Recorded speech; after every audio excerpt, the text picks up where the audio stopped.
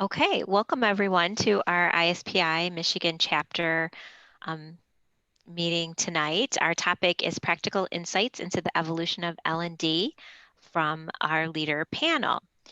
I do want to, before we dive into the content, I do want to let you know that our next meeting will be in April, so there'll be more details to come out about that, and we hope that you'll all be able to join us again in April. And so the first thing that we want to do is just have our panel do some quick rounds of introductions. So I'll start it out by introducing first our first panelist, Nancy Burns, who is the 2021 president of ISPI International, to do a short introduction and to also talk to us a little bit about the upcoming international conference. Thank you, Teresa. And as Teresa said, I'm honored to be the president of ISPI. I have been a member of ISPI since 2003, and I joined the Michigan chapter the same year. So this is like coming home for me. I recently co-edited Cases on Performance Improvement Innovation with Darlene Van Team, who was also a colleague from Michigan.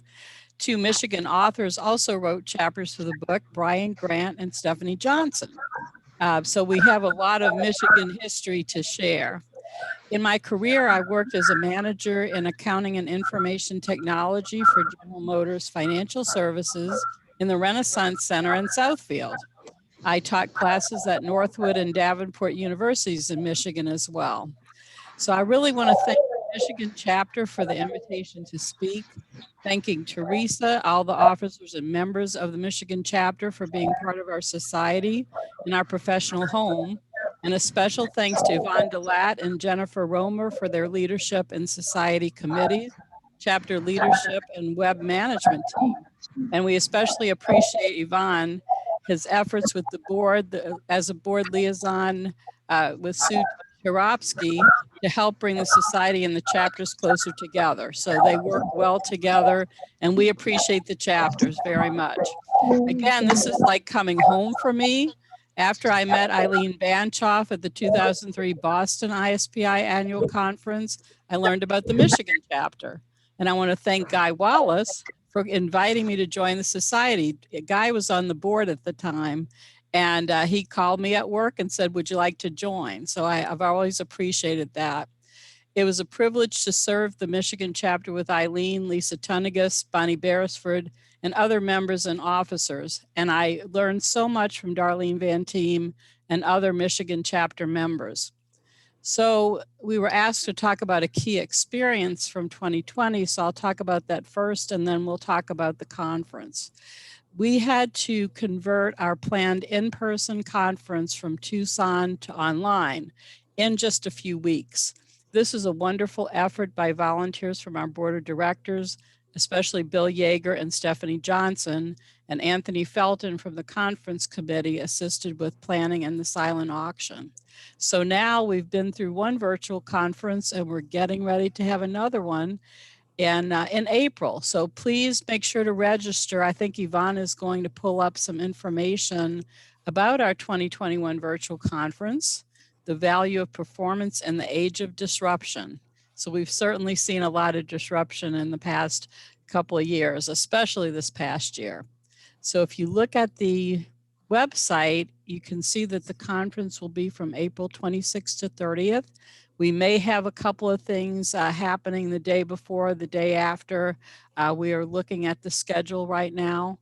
The tracks that we plan to cover are augmented and artificial intelligence in the age of disruption, agile and design thinking in the age of disruption, and ROI, return on investment, and best practices in the age of disruption.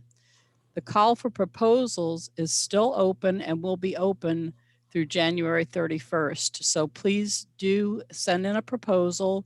We would love to see what you have to offer and what you would like to present. And some people are saying, well, we don't know what track to put our proposal in. Don't worry about that too much because our conference planners are figuring out what track the proposals should fit in, and we will work with you on that. People are also asking how long the presentation should be, and we're flexible about that as well. So just send in your proposals. We will work with you, and we look forward to hearing more from you. Thank you. Thank you. Okay, next we'll move to our next panelist, Shushil, to give an introduction. Thank you, Teresa, and good evening, everybody. So I'm Sushil Gyawali, and I'm currently working as the head of engineering academy in Harman International in the Enterprise Learning and Development Organization. And I have been in this role just over 4 years, but I did start my L&D journey in 1994 and have worked in various countries in Asia, Europe, and US now as well. From the key experience perspective in 2020 or 2020, I think Nancy covered it well that the virtual sessions and remote learning has been the top focus, and that is what I experience also. And the good thing is, when it's done well, it actually does work. It needs a bit of a discipline, and you need to tailor it to engage the participants as well. But once all of those things are done, it is done. And of course, creating a session for virtual environment has its own challenges. You have to make sure there are participant engagements as well. And this becomes multiplied several folds when you do it for a practical hands-on based training course, especially in the engineering area where you don't have access to the necessary training and test engineering tools. So that's a big challenge that we kind of learned it the hard way. I think that was the experience for 2020. Okay, great, thank you. And so next, our third presenter, Guy, I'll turn it over to you. Thank you. I'm Guy Wallace. I'm a performance analyst and an instructional architect. I've been doing this since 1979. I've been an external consultant since 1982. I first became a member of ISPI back in the days when it was NSPI, when I joined what is now the Michigan chapter, this chapter, back in September of 79. I'm a past board director at the international level. I'm a past president of the international organization. I am a co-founder of the Charlotte ISPI chapter, and I see that Oliver Pincus is in the audience here, and he's a past member of that chapter as well, as a chapter leader as well. In 2010, I received ISPI's Honorary Life Member Award. I'm not sure exactly why. I've authored 15 books, many articles, and I started a video series that some of you might be interested in, the HPT video series. I started it back in 2008 with Joe Harless, now the late Joe Harless. I have 136 videos of HPT practitioners. I'm trying to demonstrate the diversity of HPT practitioners and their HPT practices. We're not always clear on exactly what's inside the box of HPT and what's outside the box. And so it was part of my intent to help clarify that. This is my 39th presentation to an ISPI chapter since 1982. This is my 7th presentation to this chapter. I'm not sure what your problem is, but I'm happy to participate. My experience for last year is I wrote my 15th book last year. I spent a good amount of time on that, about conducting in a performance-based instructional analysis. And the premise of the book was that we shouldn't try to do analysis in one huge effort at one point in time. I like to spread it out across the duration of an ADDIE-like framework for conducting instructional development projects. I was greatly influenced by the late Gary Rumler, who was from the University of Michigan. And when I first went to work in the business in Saginaw, Michigan in 1979, I was heavily influenced by Gary Rumler, Tom Gilbert, Dale Brethauer, Joe Harless, and Bob Mager, and some of the gurus of the society. So I'm very happy to be here and to hear what everybody else has to say. Okay, great. Now that you've met our three presenters, I'm going to turn it over to our moderator for tonight, Stephanie Roden. Stephanie is a senior learning specialist at Harman, works with Shushil and I, and she will be our moderator for tonight. So Stephanie, I'll go ahead and turn it over to you. Thanks, Teresa, and thank you to everybody who's joined our call tonight. I'm happy to be here with you and sharing our questions for our panel, our esteemed panel. So let's get started. Our first question is concretely, which emerging new practices are working well? And Sushil, I'd like to start with you. Thanks, Stephanie. Well, when we say new practices, probably not new as such, but 2020 forced us. I'm going back once again to the virtual learning practices. And 2020 really forced us, didn't it? I mean, there wasn't any other option. And in this case, we had to make it work, both from the learner's perspective as well as from the L&D organization's perspective. And I touched it a little bit on it in my introduction as well. And while it doesn't replace the classroom sessions as such and the interactiveness, but we can achieve to a certain extent, provided that we have designed it well. And we have ensuring that the participants are also engaged by various activities or any other type of engagement related topics. And it does take a bit of a work. We might need various different tools and remote learning tools that are pretty much available. People are using Mural or Miro or other things like that, or even a simple Zoom session can be done. But of course, going there and maybe just reading it directly, probably that is not very effective. But other than that, it does have its benefits, like you don't need to travel, open for anybody anywhere. I mean, typically classroom sessions, people don't approve travel costs, but you can join immediately wherever you want. And also a kind of a side benefit of that is because the online sessions and its level of concentration is short, that we need to keep the session short so that we can have a little bit of learning, then you can have break or some couple of days on reflection or practicing, and then follow it up again with another session, and then follow it up again. And we did that with a 1 day, or let's say a 2 day course broken up into a whole week as that. So that thing works. So if it's not a new trend, but at least 2020 proved that it does work. The second topic I'd like to touch on is on user-generated content. So typically for the training in an enterprise environment, as opposed to going to the fundamental something, now normally we are more concentrating on what is needed for an employee to be successfully discharging his or her duties.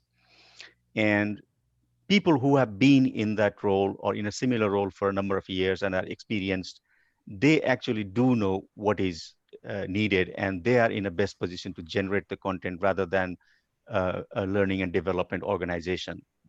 Learning and L&D organizations can certainly, of course, support with all the pedagogical aspects of learning, which can be done, but the content, the expertise, and those things that can come from the users themselves.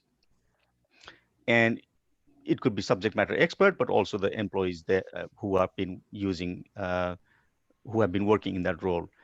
And a little bit of related to this is, of course, the peer-to-peer learning, which we are all familiar with and which we also use in my company, in our company as well, on these topics, that peer-to-peer learning, user-generated content, and also kind of delivered by the users with, let's say, the learning and development organization providing the necessary education or the pedagogical part of the support, both for trainers as well for the training delivery, as well as training content development. The third aspect or the trend that is actually, again, maybe not really new, but more kind of brought into focus in 2020 is the available anywhere, the ubiquitousness, ubiquity, if there's such a word, of the training. And it goes a little bit beyond just being mobile learning as well, because the simplest aspect of it is that you are working remotely from home. You've got a VPN to your corporate network, and then you can access the training content there. But that is not the only scenario that we have seen. People, even in the situation, people are maybe working at a customer location, customer side, they're out of the corporate network, they do not get it there. So, and they may be in any kind of a device as well.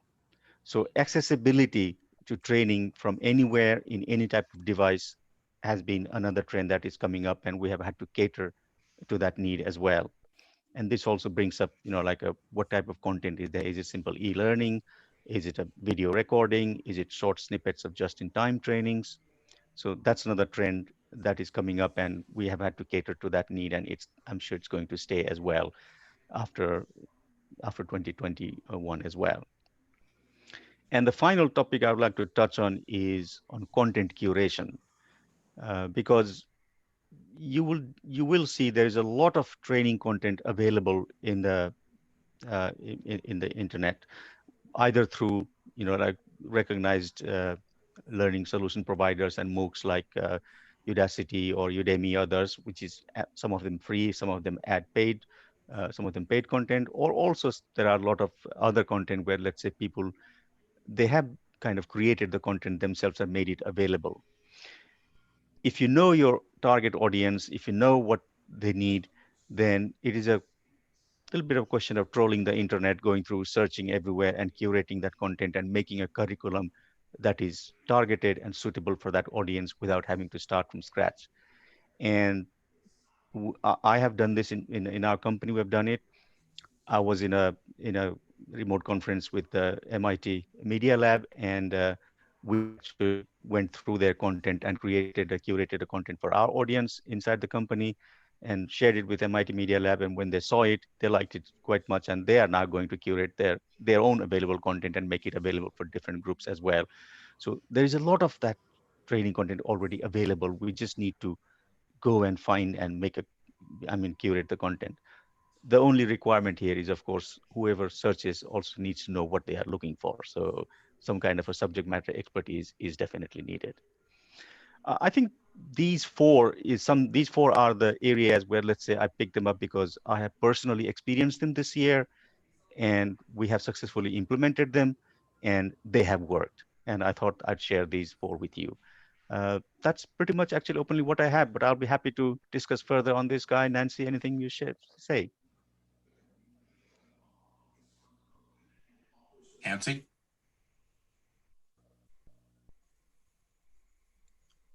Yes, You're in. Guy, did you want to say something, or No, do you go want ahead. me to go ahead? Okay. So again, Sushil mentioned the virtual meetings, and I think we're becoming more comfortable with technology, and we're able to reach across the world in new ways. During the ISPI EMEA conference, which is Europe, Middle East, and Africa, which I attended this year, and I've attended a few of them when we could travel. I worked with a cross-country team from South Africa, Canada, and two places in the US, Oklahoma and Tennessee. And we also had a team member from Israel, and we were assisting a South African company. So it just shows you how you can reach across the borders. I think we always have to be willing and be prepared for change and willing to adjust. Our discipline is based on solid research, and that's something that Guy has really emphasized to me the many times that we've spoken. And we need to be open to discuss new elements and technologies and practices going on in our world. So I like that we're having this forum so we can learn from each other. That's all I have. Guy? Thank you.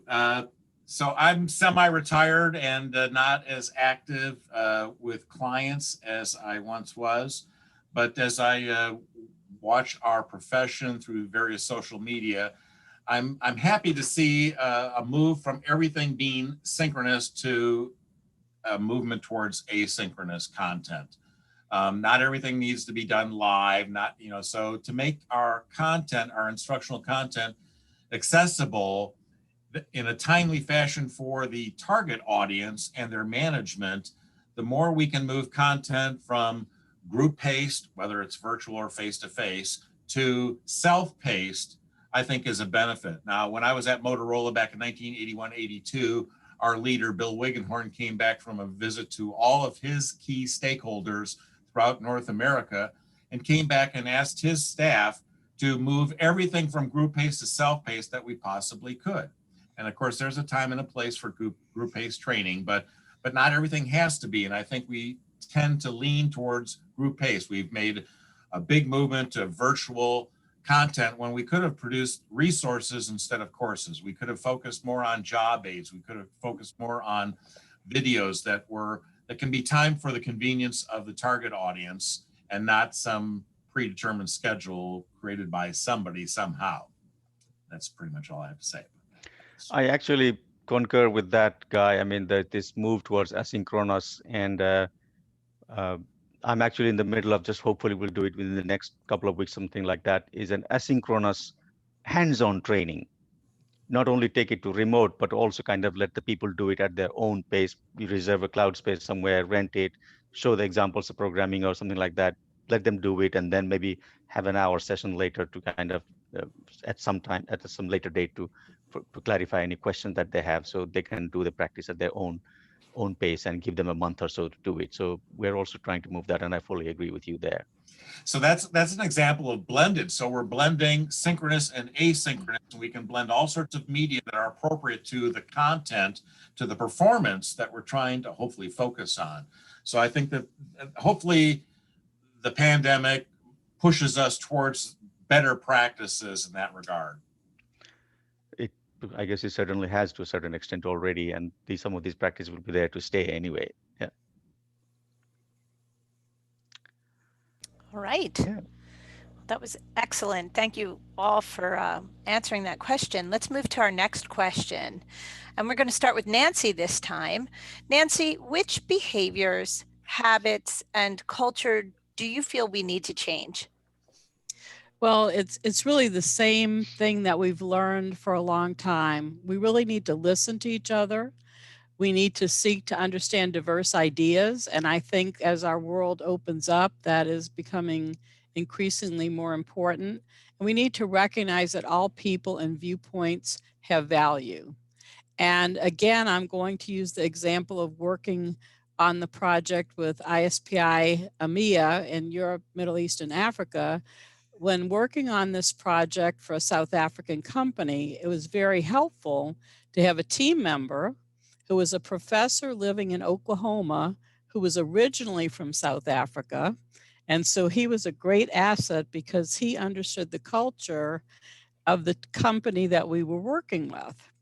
And that was vital in the project. We had insight into the requirements of that culture. He was crucial in helping us to gain the important understanding that we needed for that project. And so again, I think listening to each other, being sensitive to other people's viewpoints, understand where they're coming from before you try to push something that you want on them. And that's really it. I think that's what we all just need to remember. Does anybody else, Guy or Cecile, do you have anything to add? Cecile? No, I mean, I agree. I mean, I think this, just about the diverse ideas and inclusion and everything, fully agree. But I think we should also make an effort to actively kind of seek out these diverse ideas and, and to kind of use them to kind of better the situation rather than passively accepting. I mean, of course, we accept it. I didn't mean to say it in a negative sense, but we certainly accept, but not only accept, but actually go out and actively look for them and get those ideas, those diverse ideas, and with all kind of diversity, like geographical, as you just mentioned now, Nancy, from all sections, or racial diversity or gender diversity or all kinds of diversity. We should look at them. Yeah. Yes, absolutely. Thanks. Guy? Well, I think, I agree with what everything has been said here. I guess I'd like to shift this a little bit towards, I think we too often default to, in our instructional response to an instructional request, to training. And I think we should consider, those of you who go back a ways will know who Gary Rumler and Tom Gilbert are, but they had a company called Praxis back in the 1960s. And I was given a newsletter of theirs from September of 1970, where they talked in that newsletter about guidance, what later became known as job aids and electronic performance support systems, nowadays performance support or workflow learning. And I think we should really focus on when can we be just as effective and more efficient when we give people job aids versus training. And we should reserve training time when we really need to hone a skill, sales call skills and things like that, you can't reference something in the middle of your sales call, but we expect people to memorize way too much. We expect them to impossibly memorize way too much. And if we were to give them a job aid so that they can use it in the workflow when it's needed on demand, we'd serve our clients much better. So there's a time and a place for training or learning or instruction or whatever label you want to give it. But we should think more about resources instead of courses, which is one of the new buzz phrases nowadays. I think too often, sometimes, like learning is a very easy scapegoat or easy place to point out saying that something is not happening. Like if if you know something, go and do it. If you don't know anything about it, train about it, kind of thing. And whether it is a process knowledge or your job description, what you expect to do, whether necessary those things that are happening, if something doesn't work, then okay, this person doesn't know it, go and give the training. That's why we kind of get associated to give the training. But you are right that it may not be a training issue. It may be a simple awareness issue, or it may be like these kind of knowing what your job responsibilities are, like what you are supposed to do and what are your interfaces in the work are. So sometimes we have had to go back and, yes, you said job aids, yes, but we have had to go back and say, like in hey, we looked at it, analyzed it, and what you said that, but it's not really a training issue. I think this is here is what's missing, and this is something that should be covered in a different way. That's the heart of what I learned at NSPI and ISPI way back throughout my association with the organization. The late Gary Rumler's got several videos out, one from 1981 and two from 1986, where he talks about, when he would do analysis for an instructional project, the first thing he would always look at is there a process? If there is one, is it adhered to or not? And if not, why not? So that he would focus on that. And then he would look at what I call the environmental enablers. He would say, it's usually the consequence system. The consequence system too often rewards bad behavior, poor behavior, and punishes good behavior. We give our best employees more work than anybody else. We let the people who don't do as well do less work. And there's many other examples of that. But so one of the things I learned from him is to not focus initially on the individual, the people in the process, but to look at the process itself, look at the other environmental enablers, that context, and before we start going and trying to fix people. Because most often, and the late quality expert W. Edwards Deming said 94% of performance problems, I'm paraphrasing here, are not due to individuals or teams. It's not due to the people, it's due to the system. And management is in control of that system. So we need to look elsewhere when we're solving performance problems. One of my catchphrases is, training requests for new hires should be expected. Training requests to solve problems should be suspected. We need to be suspicious of the request for training. We shouldn't say, are you sure it's a training problem? Joe Harless taught us that in '85. Not to say, are you sure it's a training problem? But to say, sure, I can help you. And I can help you even more if you let me do a little of this front end analysis, as he called it. So we need to work with our clients and work with their best people to find out what's at the root of the symptoms that causes a training request. Unless, of course, it's for new hires, because, yeah, of course, they need training. Yep. Well, thank you both. Those are great. Those are great points. And I think you've really summarized the essence of what ISPI is all about, and looking for, what are we really trying to solve? What is the true problem we're trying to solve, or opportunity? I always like to look at appreciative inquiry side of it and look at opportunity versus always pointing to problems. So that's the Darlene Van Team. She did that to me. Yes. Thanks, Guy. Thanks, Sushil. Yep. Thanks to all three of you. That was really excellent.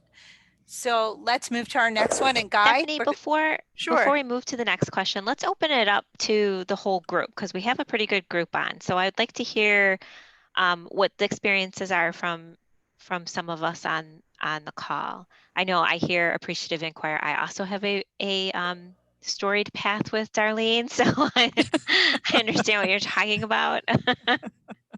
I love her very much. Love to hear it. So is there anyone else who would like to unmute themselves and share their experiences around culture, the habits, behaviors that we should look to change? Yeah, this is Dirk. I'll turn on my video also. I thought these were great examples, and there's more recently, one of our Chicago companies extended this to a new level, and they called it asynchronous coaching. So they found training does work well, but it's hard for the retention to apply on the job.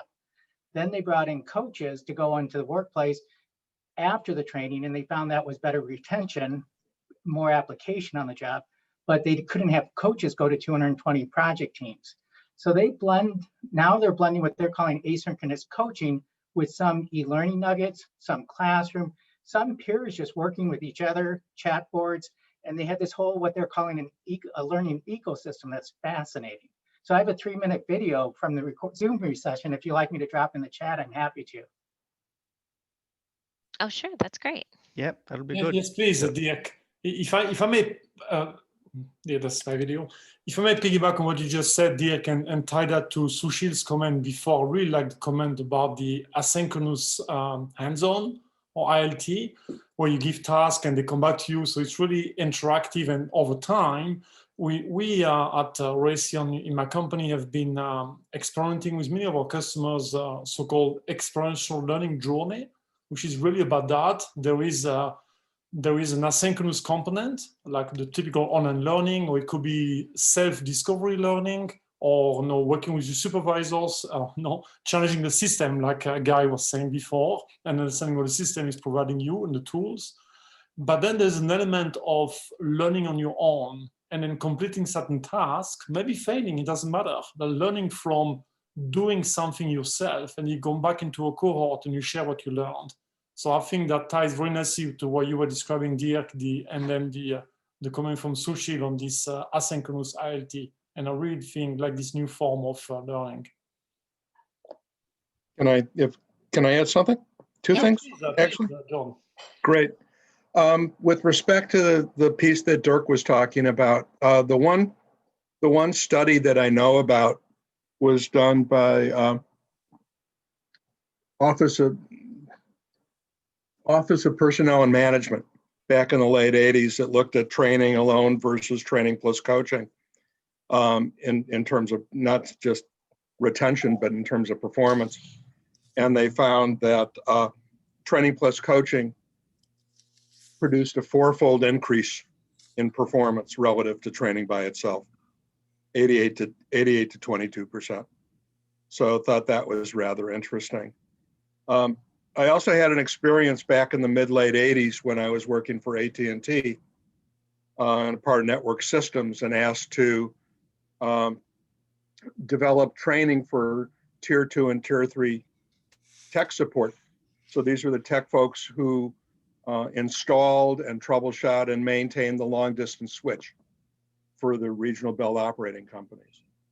And being a good ISPIer at that time, we pushed back on that training was the solution, and argued for performance support, and got the go-ahead. And I worked for 1.25 years with an instructional designer, working with tech support folks to work through the logic, came up with, in essence, a job aid that we rolled out. And as a result of that, they were able to reduce downtime, save money, and things like that. But the reaction, the habit is ask for training, as we've been saying.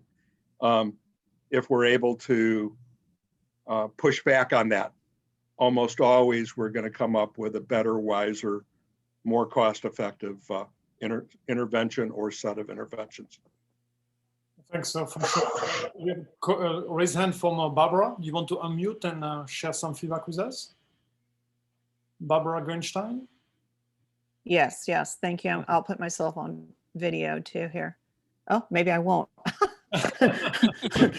Every once in a while, it just goes out on me. So sorry about that. You'll just have to deal with that little picture there. Yeah, I am currently in the process of working to do VR learning. And the VR learning that we have been doing the last, I would say, 2 to 3 years has been around safety training. And VR learning is incredibly powerful. You can take somebody and you can put them in the environment.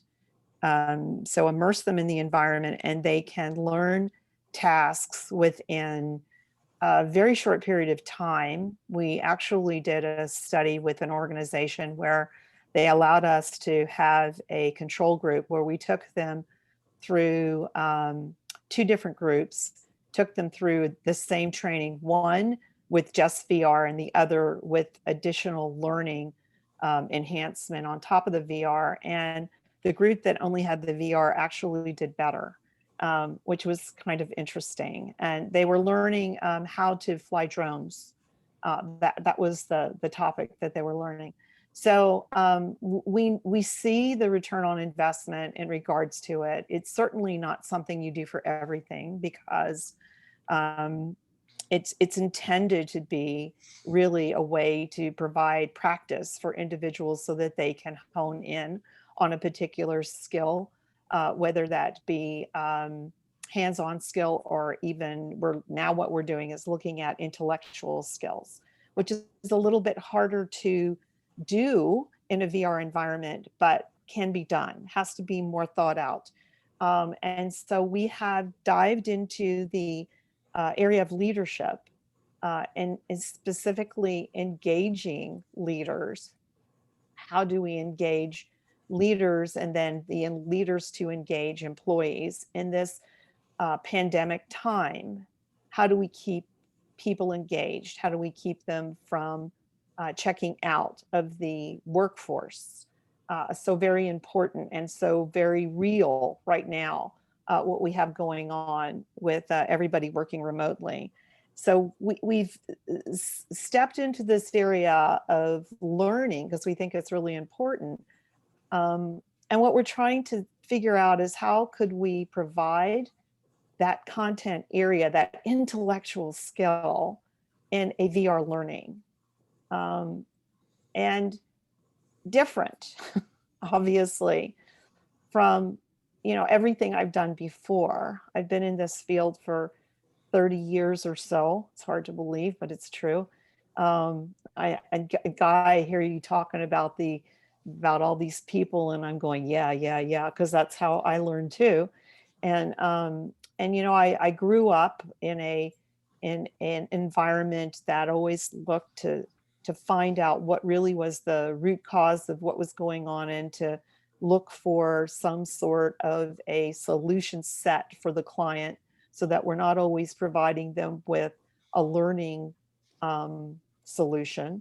But even within the learning solution, I think it's really important that we stop and think about what's the best way to package that learning solution, that the learning solution not just be leader-led or asynchronous or in this case where we are right now today, synchronous in a Zoom session, but that we blend it in a way and use those pieces like VR and AR is becoming more and more organizations are using. And then the mixed media of AR and VR, how do we combine them together in order to make a better immersive environment for people to learn in? It can be very, very powerful. So that's what I had to share. Thank you very much, Barbara. Just sorry, Sushi, just a short note about the video.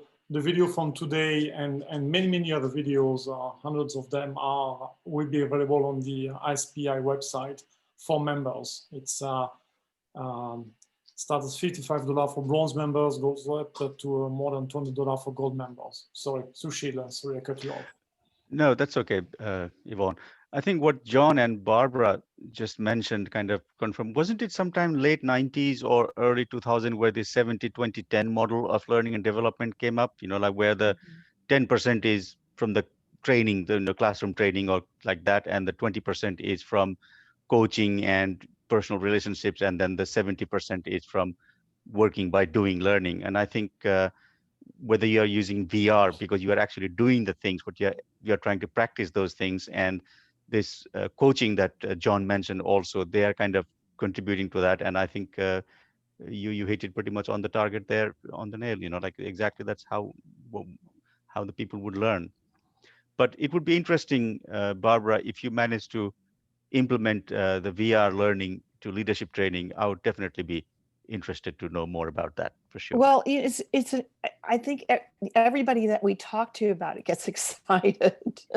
And I'm sure this will not surprise you, is that in order to do these things, you have to have funding.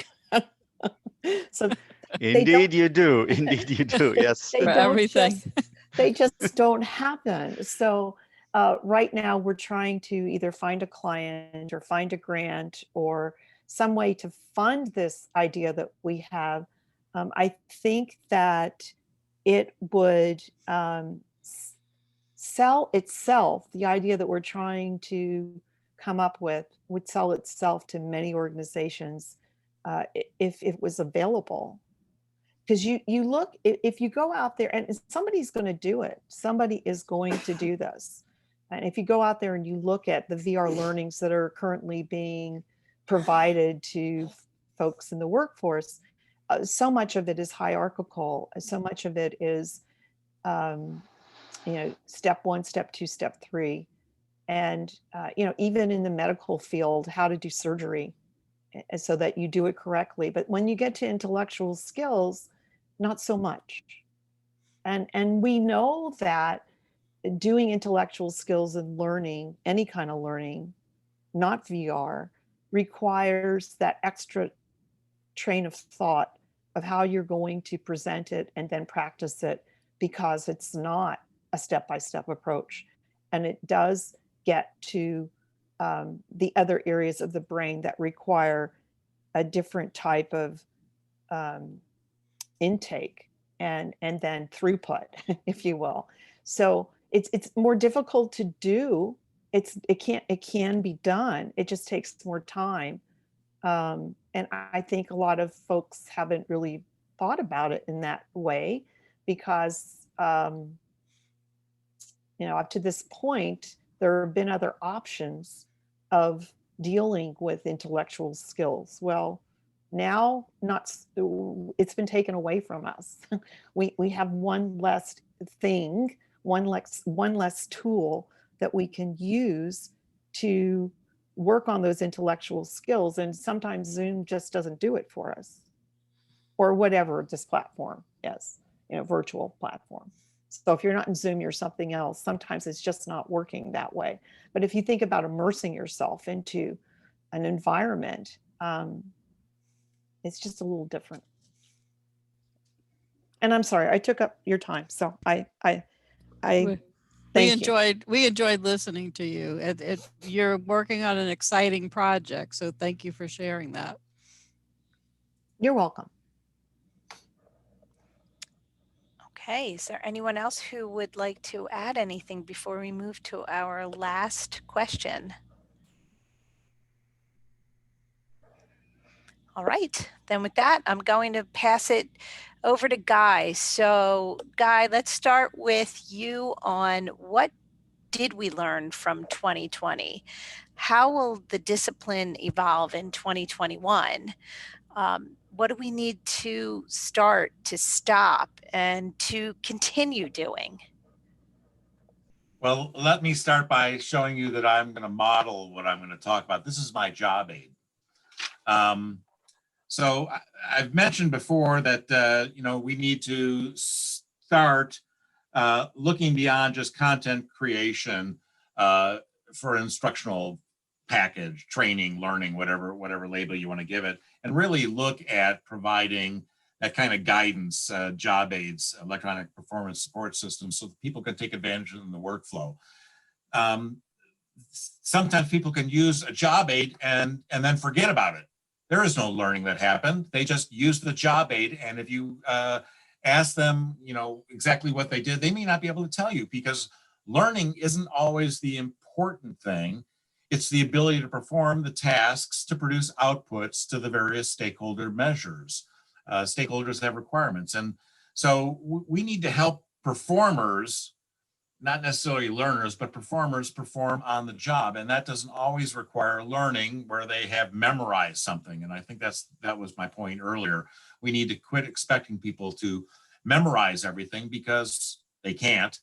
And we need to provide them and enable them to perform in the workflow, what we used to call process back in the old days.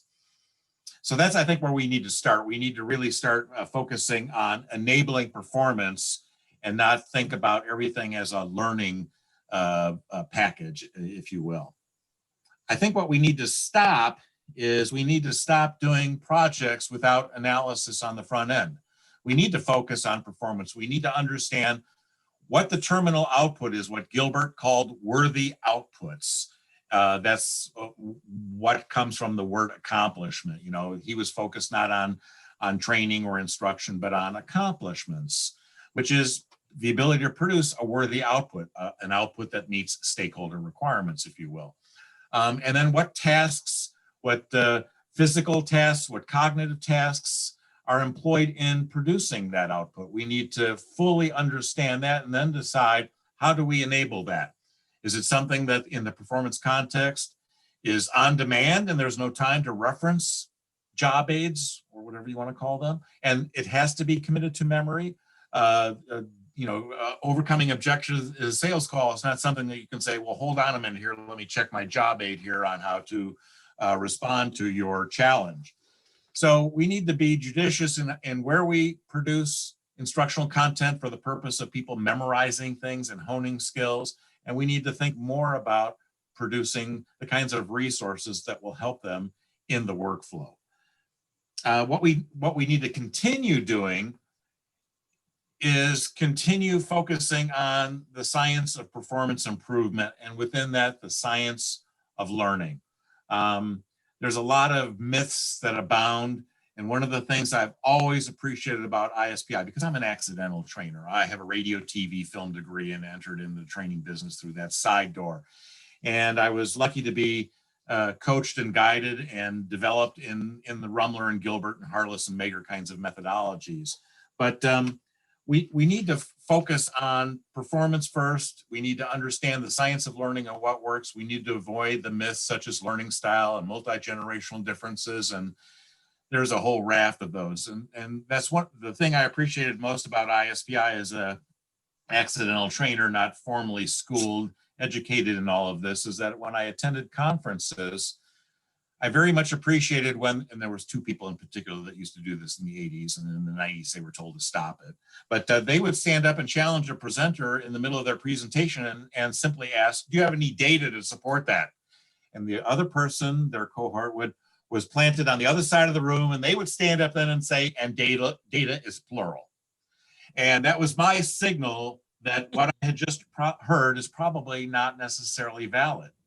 And so while we got a nasty reputation as a professional organization, and speakers would come in and then they'd leave and give us bad feedback because the audience was not nice to them, it was because that they were being held to a standard of, is there what was used to be called research-based, now is called evidence-based, but is there any evidence for what you're saying? Or is this just something that seems to work, but we don't understand under which conditions it does work and it doesn't work? And I think that that's what I very much appreciate about this professional society, my professional home, is that that's where I got the warnings for what was not valid and I learned a lot about what is valid. Of course, research changes as we gather data and all that stuff. So I think we need to continue focusing on what it has evidence behind it, and where it doesn't have evidence but seem to work, we need to embrace that. We can't throw it out just because we have evidence, don't have evidence either way. But we've got to avoid things where there is pretty solid evidence that some things just don't work.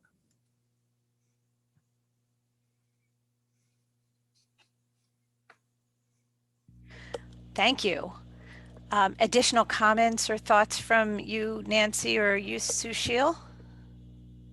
No, I mean, training is, always one of those things, like nobody has stood directly in front and says, do you have data to support that to me? But then they may not have asked that in so many words, but the implication was quite clear that that's what they were asking. And it brings us to the question of, like whether it's talking about anecdotal data or empirical data, or do you want to actually do an ROI and prove to them that, let's say, whether training works or not. And then when you bring up the ROI and all that, like control group and the necessary funding and the work that needs to be done, then the managers come and say, yeah, I guess it works. So let's go on with it, so it definitely would be good to have this kind of a data to kind of support and exactly, like here, there probably are studies and papers presented which we can link to and say that this paper and this evidence is supporting this thing. But then if we actually had your own data to support, that would shut their mouth forever. What's interesting about ROI, this has been kicked around and debated for a long time across ISPI and other professional societies, ASTD back in the day, ATD now. But ROI was created back in 1920, I think, by DuPont, and it was really simply to compare alternative ways to invest their money. We got project A, B, C, and D, and we can't afford all four of them. Which two can we go with? ROI was used to predict what the return on that investment would be. It wasn't to pin it down absolutely. It was simply to, what's the cost of money? What project A needs to use something that's the same as everybody else's so that they can't gain that to push their project. So too often ROI is used after the fact when it should have been used up front in the first place to say, is there a sufficient return on this investment to warrant doing this? And if it's not, then maybe we need to look for cheaper ways, like give them a job aid. I love your job aids, Guy, because yeah. I can't memorize anything, so I love job aid. but so when we use ROI, when we think about ROI, and that's going to be a track in the upcoming conference, is that we too often it's used as a gotcha. Aha, you didn't have the return on ROI. Well, ROI is pretty much baked in when somebody selects a project for you to work on. The potential, what Gilbert called PIP, the potential, the performance improvement potential, that's a kind of a given. Now, whether we can achieve 100% of that potential or only 80%, that's how well a job we can do and what's possible in the real world. But we've got to be careful about ROI. But I fully support having a sense for what's the return on this investment. Is it a worthy investment? Because if we spend $1 and get back 80 cents every time, we'll drive our companies bankrupt. Yeah. And I think at GMAC, we used to always look at the value of the project before we would start on it, or at least we were supposed to. That was the idea when we were doing project selection. So you're absolutely right that has to be up front. And I just have a couple of thoughts, and these are really simple, but I think we should start listening actively. We should assume positive intent. I've heard that in many different walks of my life recently. It's so easy to jump to conclusions. So avoid reacting when you receive an all caps email. That might be a little old school, but it's still true in communication. Listen and seek understanding and meaning from the other person, from the other person's point of view, and stop jumping to conclusions. And continue to work with each other to change the future of work, the worker, the workplace, and the world in a positive way. The 4 W's. The 4 W's, and that's ISPI as well. I think now more than ever with all of us living our lives online, that is definitely words of wisdom with a lot of value for our times. I would like to open it up for participants again to share perspectives or questions. At this point, we've started talking about the evolution in 2021. So if anyone has anything they'd like to add, please feel free to unmute and do so.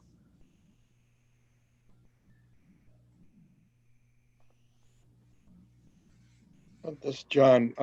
One thing I'll point to that I keep seeing in the literature is a piece about agility and learning agility.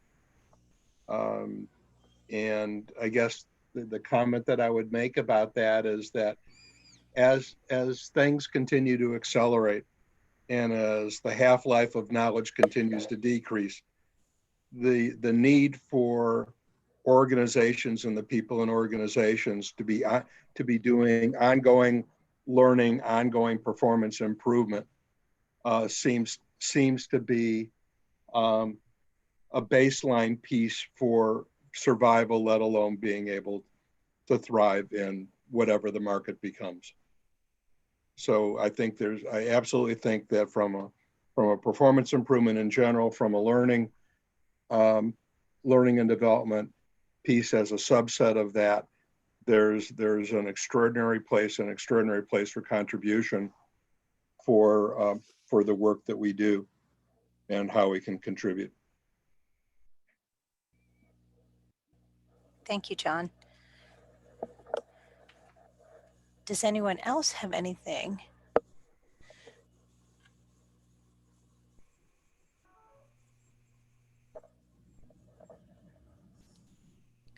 Teresa, I am going to pass it back to you at this time to wrap up our session for tonight.